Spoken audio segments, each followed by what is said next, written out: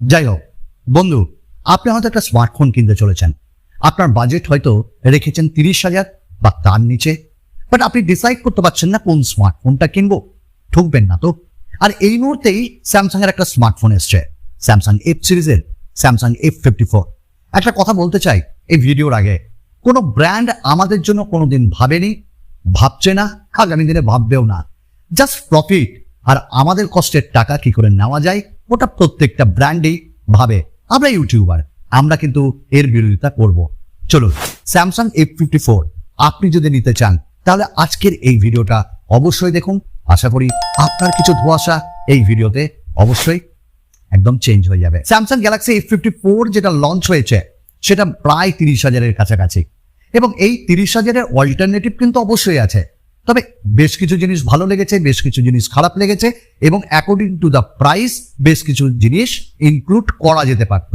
Number 1, এই স্মার্টফোনটার wait 199 গ্রামের কাছাকাছি, এবং স্মার্টফোনটা বেশ স্লিম, বেশ পাতলা। চারিদিকে যদি একটু নজর রাখি আমরা, তাহলে দেখবো এই স্মার্টফোনটা পুরোটাই পলিকার্বনেটের তৈরি। যদিও স্যামসাং এটাকে বলে গ্লসি গ্লাস্টিক। হ্যাঁ, পেছনের ডিজাইনটা ভালো লাগছে। অ্যাটলিস্ট এইটুকুন সান্ত্বনা দেবে মনকে, S23 সিরিজের মতন ক্যামেরার ডিজাইন আমরা পেয়েছি, অ্যাজ লাইক অ্যাজ A54। এবং এই স্মার্টফোনে ক্যামেরার যে রাউন্ডগুলো ওগুলো ভালো লাগছে, এবং গ্লসি ফিনিশিং এর সঙ্গে আসছে। Different kind of colour change হচ্ছে, যেমন এতে সিলভার কালার আছে, ডিপ ব্লু কালার আছে। ও হ্যাঁ, আমরা সামনে পাচ্ছি 6.7 ইঞ্চেসের 120 হার্টজের সুপার অ্যামোলেড প্লাস, এবং কর্নিং গরিলা গ্লাস 5 এর প্রোটেকশন, 800 নিটসের পিক ব্রাইটনেস। এটা কিন্তু ইনডোরে ভালো দেবে, আউটডোরে আমার মনে হয় 1000 নিটস বা 1300 নিটসের মতন অবশ্যই দেবে না। তো এই জায়গাটা আপনাকেও ভাবতে হবে যে আউটডোরে গেলে আমি কতটা ভিজিবিলিটি পাবো। তবে অবশ্যই তেমন অসুবিধাও হবে না। এই স্মার্টফোনের চারিদিকে যদি বেজেলসটা দেখেন মোটামুটি সিমেট্রিক্যাল, তবে এই রেঞ্জে আমরা কার্ভড অ্যামোলেড ডিসপ্লেও পাচ্ছি, ওটাও ভুলবো না। এতে HDR আপনি দেখতে পাবেন ইউটিউবে, বাট সমস্যা হলো 4K ভিডিও যদি আপনি HDR এ প্লে করেন তাহলেই সমস্যা, যে ফ্রেমিং সে স্কিপ করছে। এটা কিন্তু অনেকেই বলেছে। এটা A54 আমি নিজে ইউজ করেছি, আমরা আনবক্সিং এনেছিলাম, আমরা দেখেছি এটার সমস্যা। আগামী দিনে আপডেটে হয়তো ঠিক করবে স্যামসাং। এবং এই স্মার্টফোনে আমরা যে নেটফ্লিক্স সেটাও কিন্তু ফুল এইচডিতে দেখতে পাবো, HDR এ দেখতে পাবো। ওয়েল, এইবার এই স্মার্টফোনের যদি আমরা একটু পারফরমেন্স নিয়ে কথা বলি, অবশ্যই এটা পারফরমেন্স সেন্ট্রিক ফোন নয়। যারা গেমার্স, যারা ভাবছেন যে আমি গেমিং এর জন্য এটা নেব, না, হেভি গেমিং এর জন্য না। তো এই স্মার্টফোনটা ডে টু ডে ইউসেজ যারা করেন তাদের জন্য, অর্থাৎ মিডিওকার ইউসেজ করছেন ডে টু ডেতে, এই একটু হোয়াটসঅ্যাপ, ফেসবুক এগুলো করছেন, ভিডিও টিডিও শুট করছেন এইগুলো। এবং এখানে Exynos 1380 চিপসেট দেওয়া হয়েছে, যেটা 5nm টেকনোলজির প্রসেসর, এবং এটি মোটামুটি ভালো পারফর্ম করে, কারণ আমরা একাধিক স্মার্টফোনে দেখেছি স্যামসাং এটা প্রোভাইড করেছে। এবং লেটেস্ট A54-এ আমরা এটার পারফরমেন্স দেখেছি। তো ঠিক আছে, তবে 30,000-এ আমরা আরেকটু বেশি এক্সপেক্ট করেছিলাম, দেওয়া যেতেই পারতো, কারণ কম্পিটিটররা দিচ্ছে। এখানে আমরা 8GB 256GB ভেরিয়েন্ট, সেটাই স্টার্টিং, সেটাই পাচ্ছি। এখানটাই ভালো। UFS 2.2 স্টোরেজ টাইপ দিয়েছে, এবং LPDDR4X RAM type, that's it. এবং এই স্মার্টফোনে আমরা যদি দেখি তাহলে এখানটায় আমরা একটা সিম, একটা মাইক্রো SD কার্ড অথবা দুটো সিম ইউজ করতে পারবো। এটাও ভালো। অনেকে এই দামে কোনো মাইক্রো SD কার্ড ব্যবহার করার সুযোগই দেয় না। এবং এখানে 10টা 5G ব্যান্ড পাচ্ছি, ডেফিনেটলি এটাও ভালো। এবং ফিউচারিস্টিক 5G সাপোর্ট করছে, এবং এখানে 4G প্লাস ক্যারিয়ার অ্যাগ্রিগেশনও তারা দিয়েছে। তো ওয়েল, পারফরমেন্সে একটু মনে হয়েছে আর একটু ভালো হলে ভালো হতো, কারণ 30,000-এ যারা কষ্ট করে কিনছে তারা একটু গেমিং করতে চায়। দেন এটার ক্যামেরাতে 108 মেগাপিক্সেল উইথ OIS, ডেফিনেটলি একটা ভালো কাজ। এবং 8 মেগাপিক্সেলের আল্ট্রা ওয়াইড ডেফিনেটলি একটা খারাপ কাজ।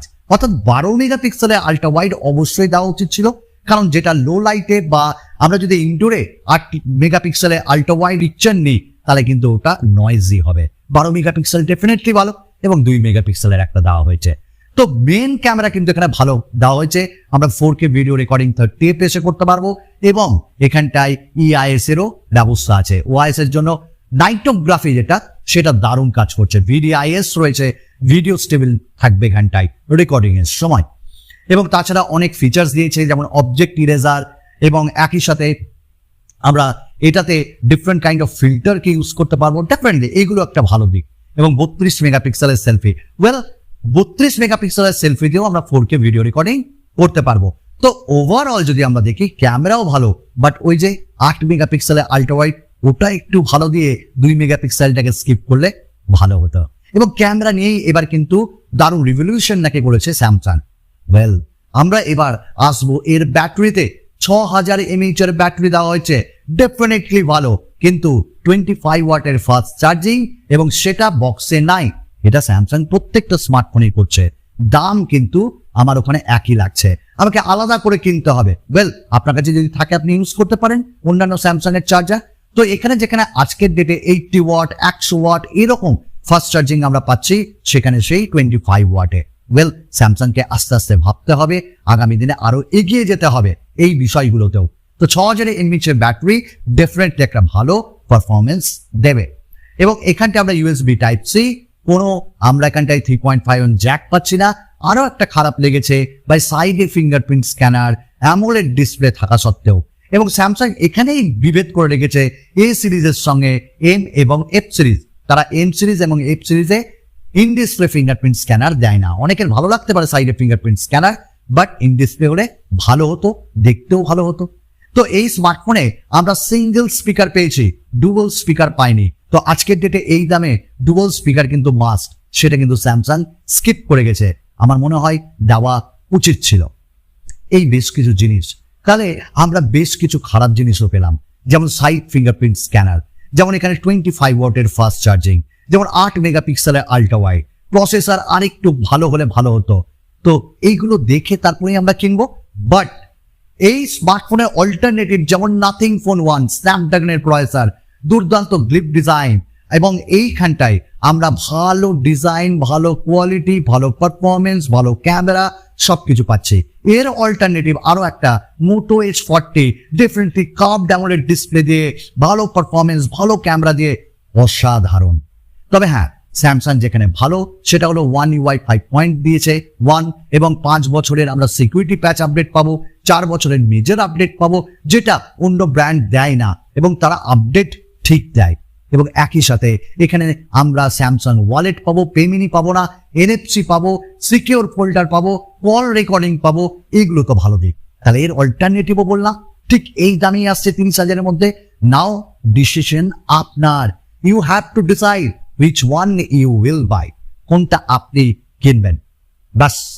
তো ভালো লেগেছে স্যামসাং এর এই ফোনটা, বাট আরেকটু এই জিনিসগুলোকে ঠিক করলে আরেকটু ভালো হতো। তো আসি, আরেকটা নতুন ভিডিওতে আপনাদের সকলের সঙ্গে দেখা হবে।